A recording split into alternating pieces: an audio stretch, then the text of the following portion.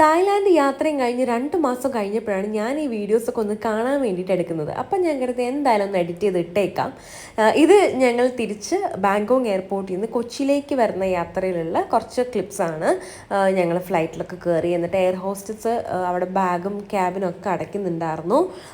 അതിനുശേഷം ഫ്ലൈറ്റ് മൂവായി തുടങ്ങിയിട്ടുണ്ട്. അതിനാണ് ഈ ഒരു ജേർക്ക് വരുന്നത് കേട്ടോ. അവർ ലൈറ്റ്സൊക്കെ ഓഫ് ചെയ്ത് അവർ പെട്ടെന്ന് ഇരിക്കാനുള്ള കാര്യങ്ങളൊക്കെ നോക്കുകയാണ്, സീറ്റ് ബെൽറ്റൊക്കെ ഇടാൻ വേണ്ടിയിട്ട്.